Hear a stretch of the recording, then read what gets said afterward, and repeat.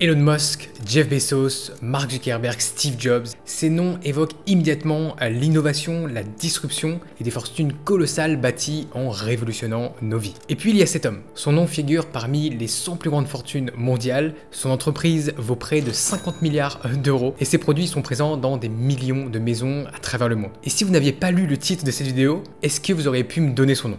James Dyson. Pendant que les grands visionnaires de la tech promettaient de changer le monde avec des lignes de code ou des produits futuristes, Dyson lui s'acharnait sur un aspirateur qui n'aspirait plus correctement. Comment un problème aussi banal a-t-il pu donner naissance à un empire industriel de plusieurs milliards? Et comment des objets aussi ordinaires que des aspirateurs, des sèche-cheveux et des ventilateurs ont-ils pu générer une fortune plus importante que celle de nombreux fondateurs de la tech? Vous allez voir que le génie de Dyson ne repose pas uniquement sur sa vision du design, et ce qui est fascinant dans son histoire, c'est qu'elle remet en question tout ce qu'on nous raconte sur le succès entrepreneurial aujourd'hui à l'heure du digital.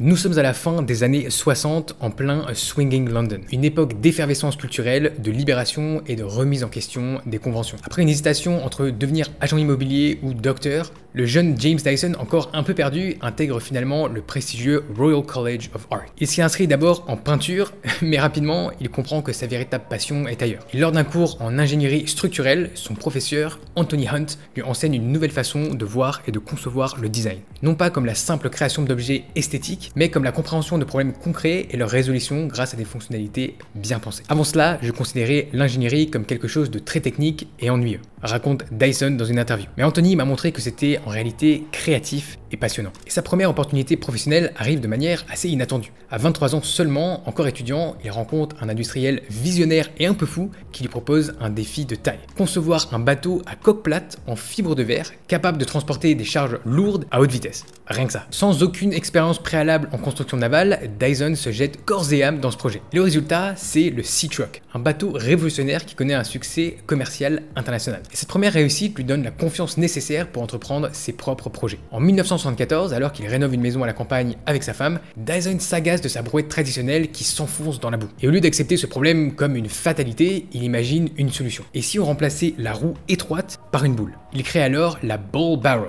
une brouette révolutionnaire avec une boule à la place de la roue. Le produit remporte même le prix du Building Design Innovation en 1977 et devient leader sur son marché en Angleterre. Pourtant, malgré ses qualités évidentes, la Bull Barrow ne devient pas l'immense succès financier espéré. Et disons-le, c'est même un échec commercial et une leçon cruciale pour Dyson. Un bon produit ne suffit pas, il faut aussi une stratégie commerciale efficace. L'année suivante, en 1978, Dyson fait le ménage chez lui avec son aspirateur Hoover. Mais après quelques minutes, l'appareil perd en puissance et n'aspire presque plus rien. Frustré, il ouvre l'aspirateur pour comprendre d'où vient le problème et constate que le sac est encrassé de poussière. Et oui, c'est ce qui arrive à tous les aspirateurs dès les premières utilisations, ils perdent en efficacité à mesure que le sac se remplit. C'est un problème tellement banal qu'il paraît insignifiant, mais pas pour James Dyson. Au lieu d'aller acheter un nouveau sac comme tout le monde, il se pose une question simple. Et si je pouvais créer un aspirateur qui ne perd jamais en puissance? Pas beaucoup de personnes se seraient posé cette question, mais pour lui, ça l'obsède pendant des semaines. Il cherche une solution, explore différentes pistes, mais rien ne semble fonctionner. Et c'est par pur hasard que la réponse lui vient. Un jour, lors d'une visite dans une scierie locale, un système industriel retient son attention. En effet, il remarque qu'il y a d'énormes cylindres qui tournent à grande vitesse au plafond. Curieux, il demande comment ça fonctionne et on lui explique que c'est un système de collecte de poussière industrielle. En gros, c'est pour qu'on puisse respirer, ça sépare la sueur de l'air. Et la force du tourbillon projette les particules contre les parois et laisse l'air purifié ressortir par le haut. Et là, Dyson a une révélation. Voilà exactement ce qu'il lui faut pour son aspirateur. Un système qui sépare la poussière de l'air sans utiliser de filtre qui peut s'obstruer. Au final, le principe existe depuis des décennies dans l'industrie, mais personne n'avait pensé à l'adapter pour un usage domestique. Et c'est là tout son génie au final, voir des connexions que personne d'autre ne voit. Dès son retour chez lui, il se met au travail et il fabrique un premier prototype rudimentaire avec du carton et du ruban adhésif 100% fait maison. Et il connecte son mini cyclone à son aspirateur et le teste. Et au final, les résultats sont plutôt encourageants, même s'ils sont loin d'être parfaits. Et ce qui aurait pu rester une simple idée de bricolage d'un dimanche après-midi devient alors l'obsession de sa vie. James commence à fabriquer des prototypes dans son garage et au total, il va faire 5127 prototypes avant d'arriver à un modèle qui fonctionne parfaitement. 5127. Ou autrement dit, 5126 échecs. À ce moment, l'Angleterre est en pleine récession économique et Dyson a quand même 3 enfants à nourrir. Sa femme enseigne l'art pendant qu'il s'enfonce dans cette quête obsessionnelle d'un aspirateur sans sac. La plupart de nous auraient abandonné après quelques mois, voire même quelques semaines. Mais pas lui. Il était convaincu que sa solution fonctionnerait, qu'elle révolutionnerait un objet que tout le monde considérait comme résolu technologiquement. Quand il a finalement un prototype fonctionnel, Dyson tente de vendre son idée aux grandes entreprises d'électroménager, Hoover, Electrolux, Black & Decker, et toutes refusent. Et leur argument, personne ne voudra voir la saleté dans un aspirateur transparent. Imaginez la désillusion. Après 5 ans de travail acharné, se faire rejeter un à un par tous les acteurs établis de l'industrie. Là encore, la plupart des gens auraient abandonné, mais pas Dyson. Il décide alors de produire lui-même son aspirateur. Il hypothèque sa maison et emprunte, tenez-vous bien, près de 600 000 livres à la banque. Aujourd'hui, ça fait l'équivalent d'environ 1,5 million d'euros, et c'est comme ça qu'il se lance dans la fabrication. En 1993, il sort enfin son premier aspirateur commercial, le DC01. Évidemment, au début, personne n'y croit, mais rapidement, les ventes commencent à décoller. Les clients étaient fascinés de voir le processus en action, de constater visuellement l'efficacité de l'appareil. C'était la preuve tangible que ça fonctionnait. Et la leçon ici, à mon avis, elle est claire. Dyson n'a pas réussi grâce à une révolution technologique soudaine. Il a réussi grâce à sa persévérance face à un problème banal que tout le monde acceptait comme une fatalité. C'est la première facette de son approche géniale. Il n'a pas cherché à créer quelque chose de totalement nouveau. Il a simplement pris un produit existant que tout le monde utilisait déjà et il l'a amélioré. C'est un contraste frappant avec le mythe de l'entrepreneur disruptif qui doit changer le monde pour réussir. Dyson a changé des aspirateurs, puis des sèche-cheveux, puis des ventilateurs. Il n'a pas inventé le téléphone, le plus gros réseau social du monde ou une nouvelle manière d'acheter des produits en ligne. Et pourtant, sa société a généré 8,4 milliards de chiffre d'affaires en 2023. Alors comment expliquer ce succès monumental avec des produits aussi peu sexy? Et c'est là que réside la philosophie profonde de Dyson sur le design. Comme il l'explique lui-même, les produits sont en partie leur apparence, mais ils sont surtout leur fonctionnalité. Et à contre-courant de l'approche black box qui dominait l'électroménager des années 60 à 90, ces grosses boîtes noires dont l'utilisateur ne voyait pas le fonctionnement, Dyson voulait que ces produits expriment visuellement leur fonction. Et la transparence du collecteur montrant le tourbillon de poussière, le design épuré mettant en valeur la technologie, tout ça participe à cette philosophie où la forme suit la fonction, où la beauté naît de l'efficacité et non l'inverse. La réponse tient aussi à une vérité fondamentale du comportement humain. Nous sommes prêts à payer cher pour améliorer notre quotidien, même de façon marginale. Prenez l'aspirateur Dyson. Il coûte environ 3 fois plus cher qu'un aspirateur traditionnel. Est-il 3 fois plus efficace? Probablement pas. Mais il résout des problèmes concrets.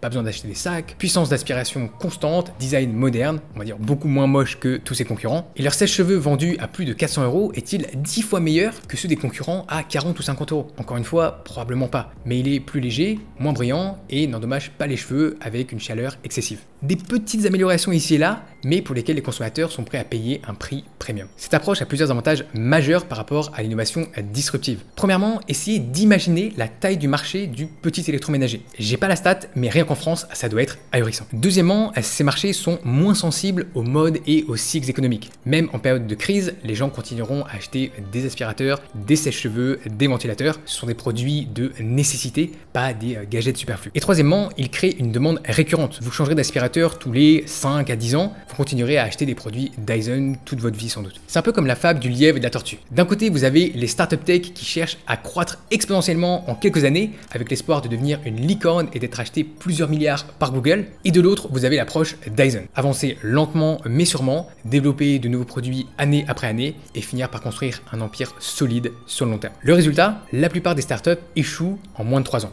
Dyson, lui, est toujours là, plus fort que jamais, 30 ans après ses débuts. Et il y a aussi un avantage compétitif souvent sous-estimé dans cette approche, la marge de manœuvre pour l'amélioration. Quand vous créez quelque chose de totalement nouveau, vous partez de zéro. Vous n'avez pas de référence, pas de standard à battre et vous prenez un énorme risque. Mais quand vous améliorez un produit existant, vous savez exactement ce qui fonctionne et ce qui ne fonctionne pas dans les versions actuelles. Vous pouvez cibler précisément ses défauts et les corriger. Et d'ailleurs, ça va vous paraître dingue, mais je pense qu'aujourd'hui, tout le monde peut faire ce qu'il a fait.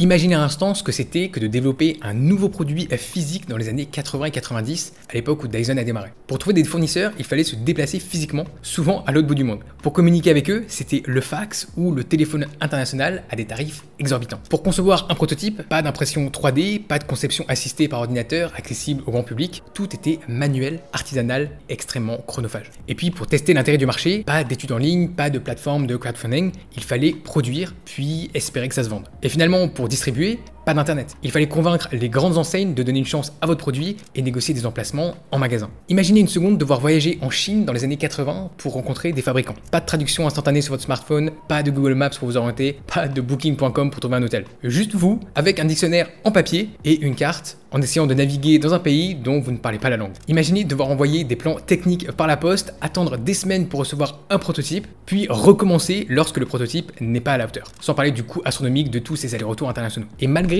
tous ces obstacles, Dyson a réussi. Il a créé un empire à plusieurs milliards grâce à ses aspirateurs. Aujourd'hui, son siège à Malmesbury, temple de l'innovation et du design qui reflète parfaitement sa vision. On y trouve un immense hangar transformé en complexe sportif, un restaurant où est suspendu un authentique intercepteur de la RAF et même des moteurs à réaction Rolls-Royce disséminés un peu partout. Et sans parler du bâtiment D9 entouré de verres réfléchissants verts qui abrite les laboratoires secrets où sont développés les produits du futur. Au final, ce qui était initialement considéré comme un défaut par l'industrie, la transparence montrant la saleté, est devenu la signature de la marque Dyson. Le symbole même de son approche, montrer comment ça marche plutôt que de le cacher. Alors maintenant, posez-vous cette question. Si Dyson a pu le faire avec les moyens extrêmement limités de son époque, qu'est-ce qui vous empêche de le faire aujourd'hui avec tous les outils dont vous disposez? Car la vérité, c'est qu'on vit dans l'âge d'or de l'entrepreneuriat. Aujourd'hui, vous pouvez trouver des fournisseurs du monde entier en quelques clics, simplement sur votre ordinateur, commander des prototypes en ligne et les recevoir en quelques semaines, et tester l'intérêt du marché avant même de produire, sans parler du fait que vous pouvez vendre à l'international dès le premier jour en utilisant des plateformes comme Amazon qui gèrent toute la logistique, tout est accessible. Vous n'avez plus besoin d'hypothéquer votre maison pour lancer un produit, vous pouvez démarrer petit, tester le marché avec un investissement minimal, puis grandir progressivement. Et c'est exactement ce que j'ai fait il y a environ 7 ans.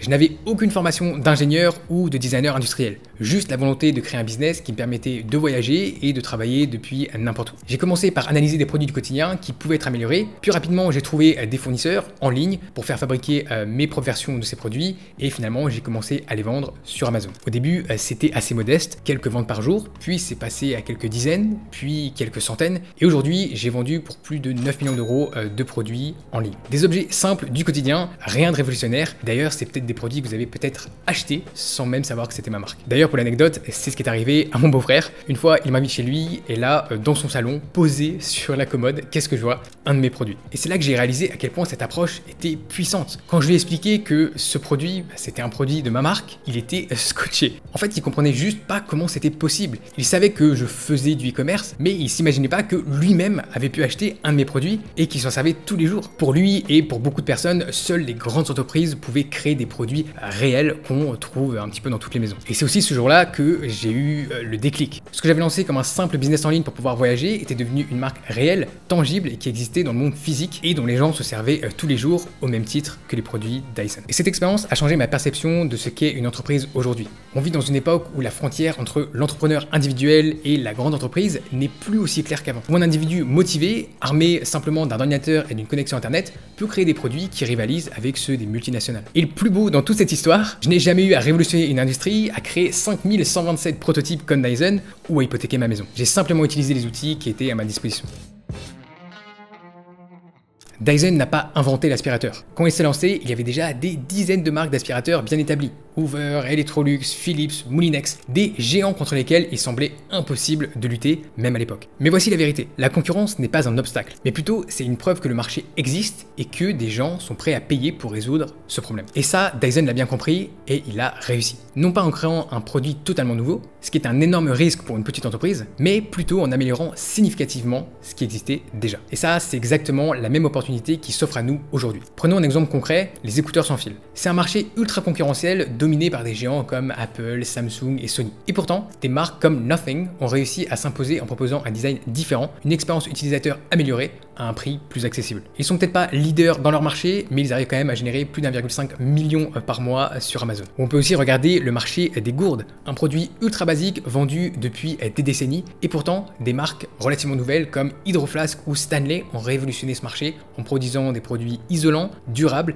avec un design attractif et une marque forte. Des produits pour lesquels les consommateurs sont prêts à payer 40 ou 50 euros, là où une bouteille d'eau classique coûte 5 ou 10 euros. Regardez autour de vous, tous les objets de votre maison pourraient être améliorés d'une d'une façon ou d'une autre. Et chaque produit que vous utilisez quotidiennement a probablement un défaut que vous acceptez parce que c'est comme ça. Alors oui, ok, n'est pas ingénieur ou designer industriel qui veut, mais ça n'a plus d'importance aujourd'hui. Parce qu'à l'ère d'Internet, chacun a son rôle dans la chaîne de valeur. Vous pouvez vous concentrer sur l'identification des besoins et la commercialisation et laisser la partie technique des professionnels dont c'est le métier et qui vous fabriqueront votre prototype pour quelques centaines d'euros. C'est un petit peu comme si vous pouviez avoir l'équivalent d'une équipe de recherche et développement complète sans les coûts fixes d'une grande entreprise. Et la clé ici, c'est de commencer petit, d'itérer rapidement et de grandir progressivement. Ne cherchez pas à créer un empire dès le départ. Commencez par un seul produit qui résout un problème spécifique pour un groupe de personnes bien précis. C'est ce que j'ai fait. J'ai commencé avec un produit, puis j'en ai ajouté un deuxième, un troisième, etc. Et aujourd'hui, ma marque propose plus d'une dizaine de produits et ils suivent tous la même philosophie, prendre quelque chose qui existe déjà et le rendre meilleur. Et c'est exactement ce que Dyson a fait aussi, mais à une échelle bien plus grande. Il a commencé avec des aspirateurs, puis s'est diversifié dans les sèche-cheveux, les ventilateurs, les purificateurs d'air, etc. Et à chaque fois, il applique exactement la même méthode obsessionnelle. Le sèche-cheveux supersonique, c'est 4 ans de développement, 60 millions d'euros investis et plus de 600 prototypes et 103 ingénieurs de pointe mobilisés sur le projet. Tout ça pour un sèche-cheveux. Mais cette obstination, elle paye. Aujourd'hui, le supersonique est l'un des produits les plus rentables de l'entreprise. Et cette approche reflète parfaitement la philosophie de Dyson que l'échec est le combustible du succès. Et contrairement à la mentalité actuelle du quick win et du profit à court terme, Dyson a toujours privilégié la vision à long terme et la patience en business. Pour lui, le succès ne se mesure pas à la rapidité à laquelle l'argent rentre dans les caisses. L'argent est simplement une conséquence du travail fourni à résoudre des problèmes réels. Je vous propose un exercice. Et comme Dyson, il ne s'agira pas de créer une innovation qui révolutionne le monde entier. Vous aurez juste à vous mettre dans la peau d'un client et penser comment améliorer légèrement son quotidien. Et ces petites améliorations, multipliées par des milliers ou des millions de clients, finissent par créer un impact significatif et vous rendre riche si c'est vous qui les avez apportés.